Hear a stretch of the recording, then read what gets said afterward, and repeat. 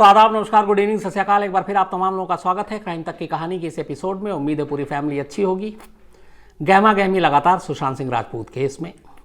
कल मुझे लगता है कि पूरे दिन शायद कम से कम टीवी चैनल से सुशांत सिंह का केस थोड़ा कम होगा, कम दिखाया जाएगा, क्योंकि कल 5 अगस्त है, भूमि पूजन है अयोध्या में, राम जन्मभूमि, तो सारा अटेंशन उधर रहेगा। लेकिन कल 5 अगस्त को ही सुप्रीम कोर्ट में एक अहम फैसला भी है सुशांत सिंह राजपूत पे, तो उसकी भी जानकारी आएगी। लेकिन आज कई ख़ास चीज़ें हुई और वो सारी चीज़ें एक एक कर आपको बताऊंगा। लेकिन उससे पहले एक जो मेरी अपनी सोच है वो बताता हूँ।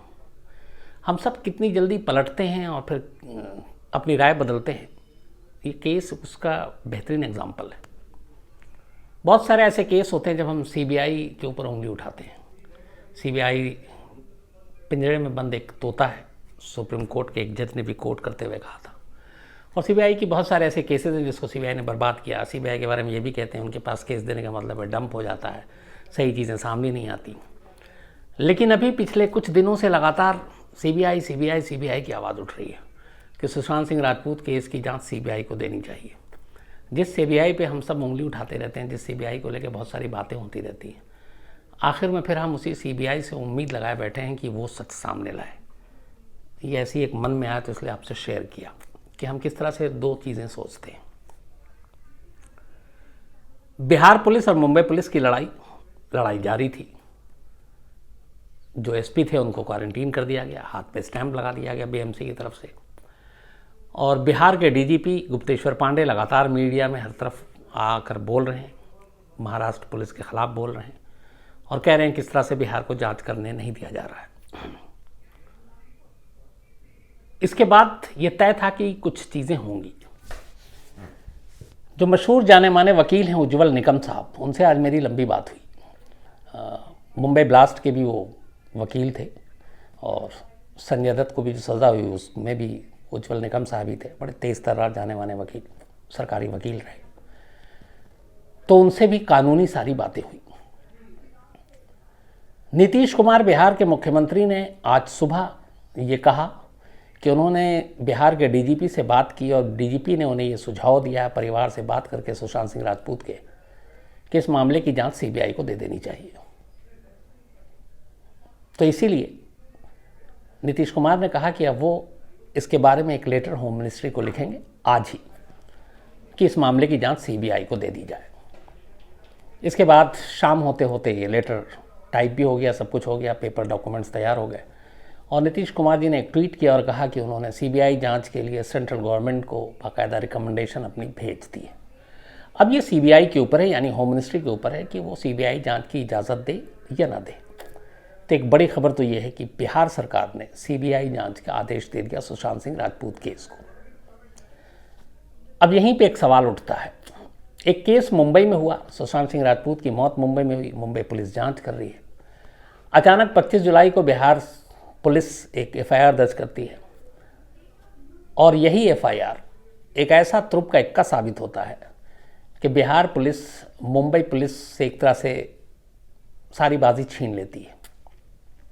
क्यों छीनती है?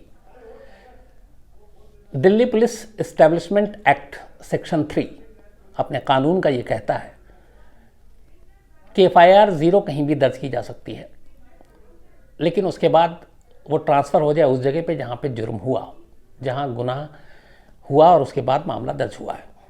तो इस हिसाब से सुशांत सिंह राजपूत की मौत मुंबई में हुई, मुंबई पुलिस जांच कर रही है और महाराष्ट्र सरकार के पास ये राइट था कि वो चाहे तो इस मामले की जांच सीबीआई को सौंप दे। लेकिन महाराष्ट्र सरकार शुरू से ही इस बारे में इनकार कर रही है और कह रही है कि हम कैपेबल है मुंबई पुलिस इस मामले की जांच करने में, इसलिए हम सीबीआई की जांच नहीं करेंगे। बिहार से बहुत सारी पॉलिटिकल आवाज़ उठी थी कि इस मामले की जांच सीबीआई को दी जाए। तो तब तक ये था 25 जुलाई से पहले तक सिचुएशन कि बिहार सरकार सिर्फ रिक्वेस्ट कर सकती थी महाराष्ट्र सरकार से कि आप इस मामले की जांच सीबीआई को रिकमेंड कर दीजिए। महाराष्ट्र सरकार लगातार मना करती रही, उनके होम मिनिस्टर अनिल देशमुख मना करते रहे। 25 जुलाई को एक एफआईआर दर्ज होती है पटना में और सारा खेल पलट जाता है। इस एफआईआर के दर्ज होते ही बिहार सरकार को एक कानूनी अधिकार मिल जाता है और वो अधिकार ये है कि अब वो चाहे तो इस मामले की जांच सीबीआई से करवा सकती है। तो कई लोग ये भी कह रहे हैं कि क्या बिहार पुलिस ने ये एफआईआर इसी मंशा से दर्ज की ताकि महाराष्ट्र सरकार के आगे गिड़गिड़ाना न पड़े और वो खुद ही रिकमेंड कर दें सीबीआई जांच के लिए। मुमकिन है, क्योंकि बिहार में अभी चुनाव भी है और कास्ट बड़ा इंपॉर्टेंट फैक्टर होता है यूपी और बिहार के चुनाव में। तो एक खेल इस एफआईआर के पीछे ये भी देखी जा रही है। अब खैर नीतीश कुमार जी ने रिकमेंड कर दिया, तो अब क्या सीबीआई जांच पक्की, क्योंकि बिहार सरकार ने रिकमेंड किया। अब क्या सुशांत सिंह राजपूत के केस की जांच सीबीआई करेगी? ऐसा नहीं है। इसके लिए हमें 5 अगस्त का इंतज़ार करना पड़ेगा, यानी कल बुधवार का। अब इसका पूरा कानूनी पहलू ये है कि बिहार में एक एफआईआर दर्ज हुई और बिहार सरकार ने कहा कि इसकी सीबीआई जांच हो, सेंट्रल को रिकमेंड कर दिया। अब यहाँ इशू ये है कि जो बिहार में एफआईआर दर्ज हुई है, उस एफआईआर में के सिंह, सुशांत सिंह राजपूत के पिता ने जो इल्ज़ाम लगाया वो ये है कि सुशांत सिंह राजपूत की खुदकुशी के लिए रिया चक्रवर्ती जिम्मेदार है। उन्होंने उनको पूरा कंट्रोल कर रखा था, अपने वश में कर रखा था, पैसे उनके सारे हड़प लिए। तो अब अगर सीबीआई जांच होती है तो सिर्फ इसी एफआईआर के बेस पे सीबीआई जांच करेगी। ये यहाँ याद रखिए, जो टेक्निकल इशू है वो ये है कि इस एफआईआर के बेस पे ही सीबीआई सिर्फ जांच करेगी कि क्या सुसाइड जो केस है, क्योंकि यहाँ ये भी याद रखिए कि सुशांत सिंह राजपूत के पिता ने जो एफआईआर लिखा है उसमें कहीं मर्डर मेंशन नहीं है। उन्होंने अपने बेटे की मौत को खुदकुशी ही माना है और ये बाकायदा एफआईआर में है 6 पन्नों के। तो अब यहाँ पे ये है कि सीबीआई अगर ये जांच करती है तो सिर्फ इस एफआईआर के हिसाब से जो एलिगेशन उसी की जांच करेगी। मतलब सुशांत सिंह राजपूत की मौत के लिए रिया चक्रवर्ती किस हद तक जिम्मेदार हैं, बस यही लाइन होगा जो सीबीआई जांच करेगी। बाकी सुशांत सिंह राजपूत की मौत कैसे हुई, क्या हुई, बाकी क्या चीज़ें हैं, ये मुंबई पुलिस करती रहेगी। अब क्या ये मुमकिन है कि ऐसा हो कि एक सीबीआई एक अलग जांच करे, मुंबई पुलिस अलग करे? तो इसमें एक दूसरा है, सीबीआई को अगर ये जांच दे दी जाती है और सीबीआई इसकी जांच शुरू करती है तो अब सीबीआई को मुंबई पुलिस से भी परमिशन लेनी पड़ेगी कि इस केस में हमें ये दस्तावेज दे, और या फिर सीबीआई ये कहे कि ये पूरा का पूरा केस ही आप हमारे हवाले कर दें। अब यहाँ पे महाराष्ट्र सरकार की जिम्मेदारी है कि वो दे या ना दे, ये उनका राइट है। 2 चीज़ें हो गई। और क्या सिचुएशन बनता है?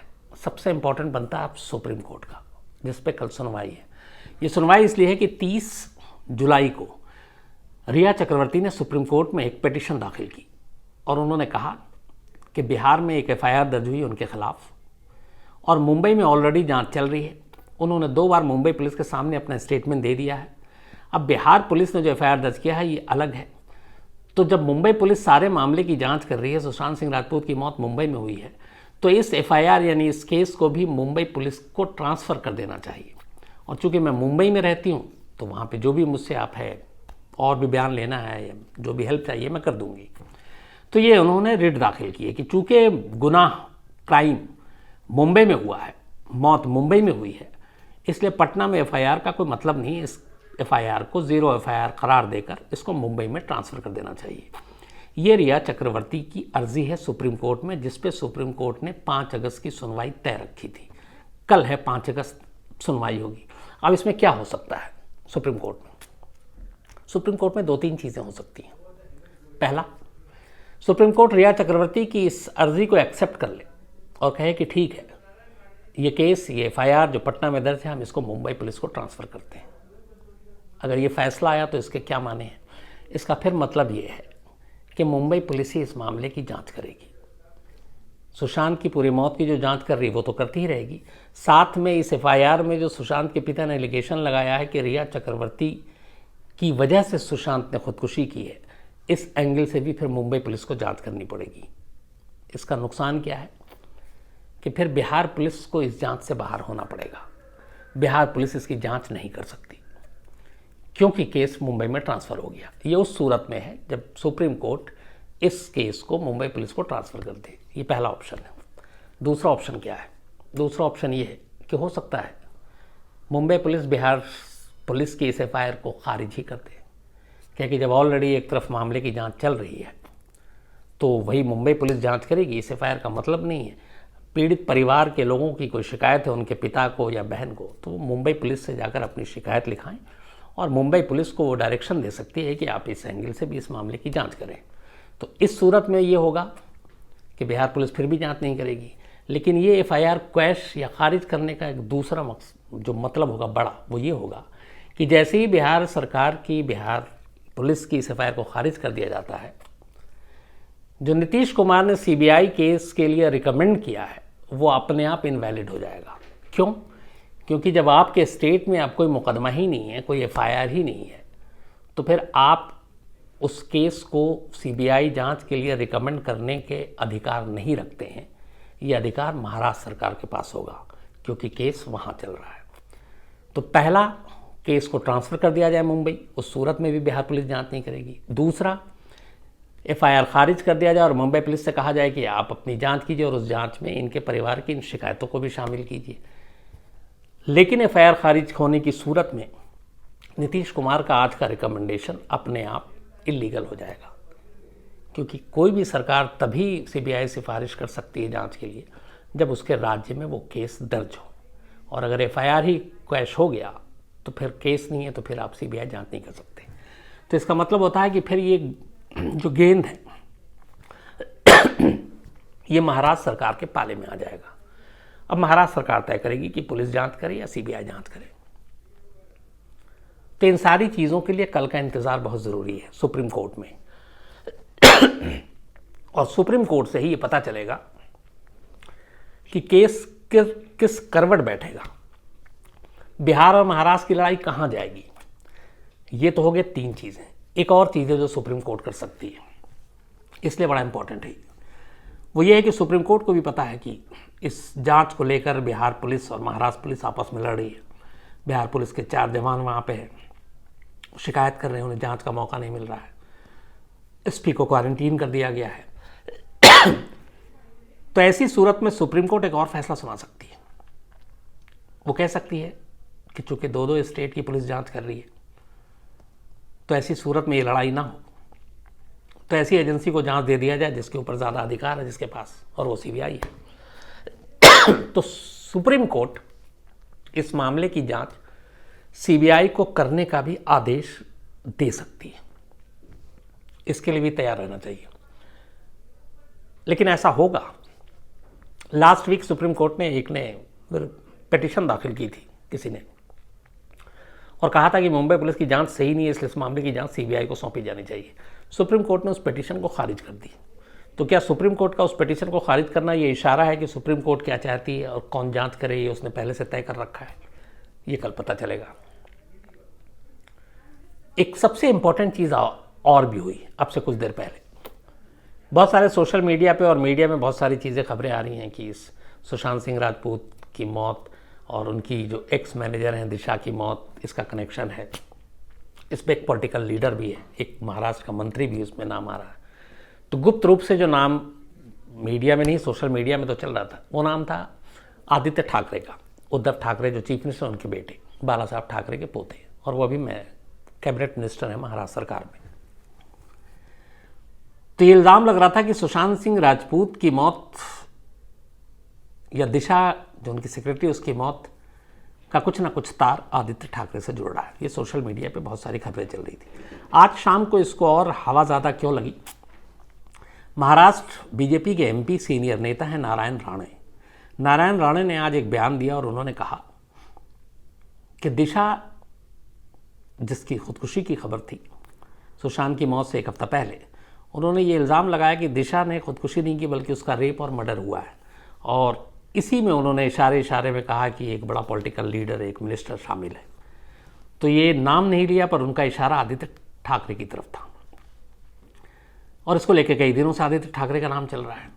तो आज पहली बार आदित्य ठाकरे ने सुशांत केस पे अपनी चुप्पी तोड़ी और एक ट्वीट किया, और उस ट्वीट में उन्होंने कहा है कि ये बहुत ही गिरी हुई राजनीति हो रही है। मैं बाला साहब ठाकरे का पोता हूँ और मैं ऐसा कोई काम नहीं करूँगा जिससे ठाकरे परिवार की कभी बदनामी हो और वो बदनाम हो।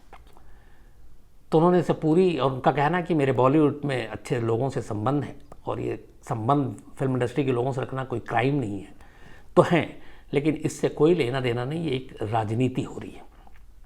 तो ये पहली बार उनकी तरफ से एक बयान आया। तो इन सारी चीज़ों को देखते हुए अब मामला थोड़ा सा इसका पॉलिटिकल ज़्यादा हो गया है। एक तरफ चूँकि बिहार शामिल हो गई और जांच को लेके जो लड़ाई हुई वो हम सबके सामने है। बिहार में चुनाव भी है इसी साल, बहुत सारे लोग उससे भी जोड़कर देख रहे हैं। तो उन सारी चीज़ों ने मिलाकर जो असली मकसद था सुशांत सिंह मौत की कहानी या सच सामने लाने का, वो इस वक्त हाशिए पे है। लड़ाई इस बात पे हो रही है कि कौन सी पुलिस को जांच करनी चाहिए, बिहार या महाराष्ट्र। सीबीआई जांच रिकमेंडेशन हो चुकी है लेकिन मुझे लगता है कि जो असली फैसला है वो सुप्रीम कोर्ट से आएगा और वो कल आएगा। तो कल तक का इंतजार कीजिए, देखिए क्या होता है। इसी कहानी पे नजर बनी रहेगी। कल मुलाकात होगी रात 9 बजे फिर किसी नई कहानी के साथ। अपना ख्याल रखिएगा। Thank you very much.